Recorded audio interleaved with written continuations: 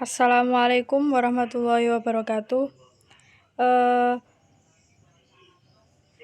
di sini saya akan mempresentasikan tentang memori, matkul pengantar psikologi umum dengan dosen pengampunya Bu Alia Khairil Mufidah, SPSI, MSI. Saya dari kelompok 3, Rizky Maulina dan Dewi Naili Rohma, menyampaikan pembahasan tentang memori. Definisi memori. Memori atau disebut juga ingatan ialah suatu daya yang dapat menerima penyimpanan dan memproduksi kembali informasi yang telah lampau. Definisi dari Schertz-Schlesinger dan Groves 1976 adalah suatu sistem yang sangat berstruktur yang menyebabkan organisme sanggup merekam fakta tentang dunia dan menggunakan pengetahuannya untuk membimbing perilakunya, dan kemampuan rata-rata memori manusia untuk menyimpan informasi menurut John Griffith, ahli matematika, menyebutkan angka 100 triliun bit. Menurut John von Neumann, ahli teori informasi, menghitungnya sampai 280 kuintriliun bit. Menurut Asimov, menerangkan bahwa otak manusia selama hidupnya sanggup menyimpan sampai 1 kuintriliun bit informasi.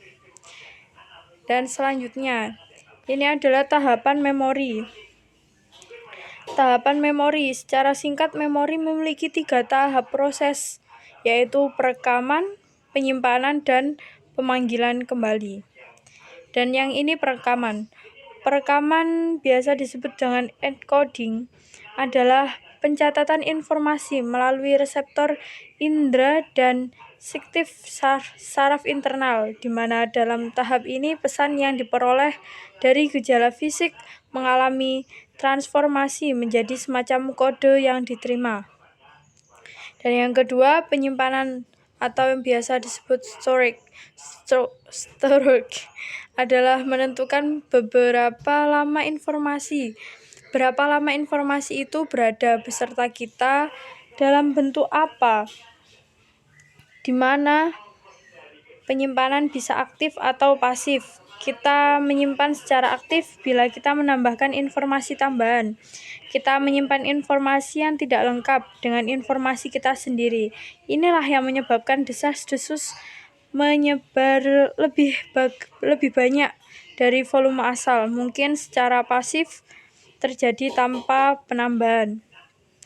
Dan yang ketiga, pemanggilan kembali atau retrieval adalah menggunakan informasi yang disimpan, yakni proses di mana informasi yang telah tersimpan dikeluarkan kembali sesuai kebutuhan. Dan yang selanjutnya, ini adalah bentuk memori. Kita tidak menyadari pekerjaan memori pada 2 tahap yang pertama. Kita hanya mengetahui memori pada tahap yang ketiga, pemanggilan kembali. Pemanggilan atau mengingat kembali diketahui dengan beberapa cara, yaitu yang pertama, rekognisi, merupakan bentuk ingatan yang sangat sederhana, mengingat kembali kesan yang pernah diterima indera, seperti mengingat wajah kekasih, lukisan, dan sebagainya. Dan yang kedua, recall, merupakan bentuk mengingat suatu yang lebih sukar, seperti mengingat rangkaian kejadian yang pernah terjadi di masa lalu. Dan yang ketiga, reproduksi. Reproduksi merupakan bentuk ingatan yang lebih sukar lagi, yang mengingat dengan cukup tepat untuk memproduksi bahan yang pernah dipelajari. Rekognisi, sebuah nyanyian yang pernah dipelajari dengan tujuan menyajikan kembali. Dan yang keempat, performance, yaitu bentuk mengingat yang keempat, yaitu mengingat performance kebiasaan-kebiasaan yang sangat romantis. Dan yang selanjutnya, ini adalah jenis memori. Jenis memori. Jenis memori ada dua, yaitu memori jangka pendek dan memori jangka panjang. Yang pertama ini adalah memori jangka pendek, yakni memori atau ingatan yang berada dalam jangka waktu tertentu. Penyimpanan pada ingatan jangka pendek mempunyai kapasitas yang terbatas sehingga dapat dengan mudah tergantikan oleh informasi yang lebih baru. Kapasitas penyimpanannya kurang lebih sebanyak antara 7 sampai dengan 12 butir chong, kelompok unit itu ya, informasi. Apabila batas ini sudah penuh, maka informasi baru yang datang kemudian akan mengalihkan butir yang sudah ada. Butir-butir yang belum dialihkan dapat diingat kembali melalui suatu proses yang menguji setiap butir secara bergantian. Dan yang kedua itu memori jangka panjang. Memori jangka panjang yaitu memori yang berada dalam jangka waktu yang lebih lama.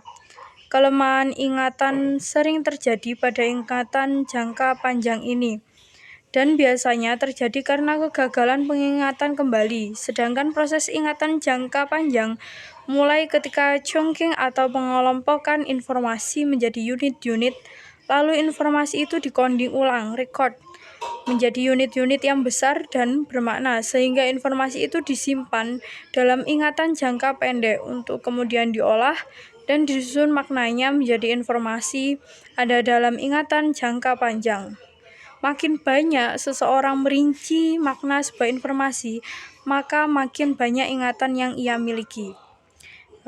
Dan selanjutnya ini adalah mekanisme memori. Mekanisme memori. Mekanisme memori sudah lama orang ingin mengetahui bagaimana cara kerja memori secara praktis. Orang ingin mencari cara-cara untuk mengefektifkan pekerjaan memori.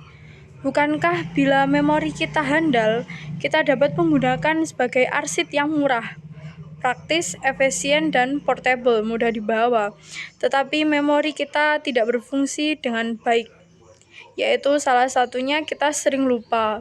Untuk mengetahui pekerjaan memori, kita harus menjawab, mengapa orang bisa lupa? Jawabannya, mengapa orang bisa ingat?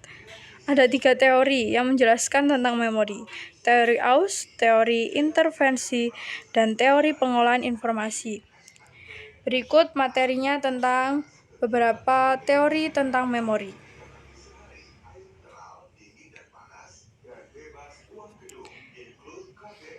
Yang pertama adalah teori Aus atau biasa disebut dengan dissociative theory. Menurut teori ini, memori hilang atau memudar karena waktu. Seperti otot, memori kita baru kuat bila dilatih terus-menerus. Sejak zaman Yunani sampai sekarang masih ada anggapan bahwa tugas guru adalah melatih ingatan muridnya. Selama sekolah, orang hanya belajar mengingat. Lagi pula, tidak selalu waktu yang menghauskan memori. Sering terjadi kita masih ingat pada peristiwa puluhan tahun yang lalu, tetapi lupa kejadian seminggu yang lalu. Dan selanjutnya adalah teori interferensi. Biasa disebut interferensi teori. Menurut teori ini merupakan meja lilin atau kanvas. Pengalaman adalah lukisan pada meja lilin atau kanvas itu. Katakanlah, pada kanvas itu sudah terlukis hukum relativitas. Segera setelah itu, Anda mencoba merekam hukum medan gabungan. Yang kedua akan menyebabkan terhapus rekaman yang pertama atau mengaburkannya. Ini disebut interferensi. Dan yang ketiga itu adalah teori pengolahan informasi atau information processing memory. Secara singkat, teori ini menyatakan bahwa informasi mula disimpan pada sensory stroke, gudang indera. Kemudian masuk short-term memory, STM, memori jangka pendek, lalu dilupakan atau decoding untuk dimasukkan ke dalam long-term memory, LTM, memori jangka panjang. Otak manusia dianalogikan dengan komputer. Begitu, itu teori pengolahan informasi. Dan selanjutnya, bab selanjutnya yaitu cara mengingat kembali. Beberapa cara untuk mengingat kembali hal-hal yang sudah pernah terjadi dan diketahui sebelumnya. Yang pertama, rekoleksi. Rekoleksi yaitu menimbulkan ingatan kembali dalam suatu peristiwa, lengkap dengan segala detail dan hal-hal yang sedang terjadi di sekitar tempat peristiwa itu dahulu terjadi. Misal, seorang pria mengingat peristiwa di mana untuk pertama kalinya ia pergi dengan seorang gadis, itu yang disebut rekoleksi. Dan selanjutnya, poin yang kedua, pembaruan ingatan. Hampir sama dengan rekoleksi, tetapi ingatannya hanya timbul kalau ada hal yang merangsang ingatan itu. Misal, dari contoh di atas, ingatan akan timbul setelah pria tersebut secara kebetulan jumpa dengan gadis yang bersangkutan tersebut. Dan yang poin ketiga, mempelajari kembali. Hal ini akan terjadi kalau kita mempelajari sesuatu yang dulu pernah kita pelajari. Maka untuk mempelajari hal yang sama kedua kalinya ini, banyak hal-hal yang akan diingat kembali, sehingga tempo belajar akan jauh lebih singkat dari sebelumnya. Inilah cara mengingat kembali. Sekian presentasi dari saya kelompok 3. Mohon maaf bila ada kesalahan. Terima kasih. Wassalamualaikum warahmatullahi wabarakatuh.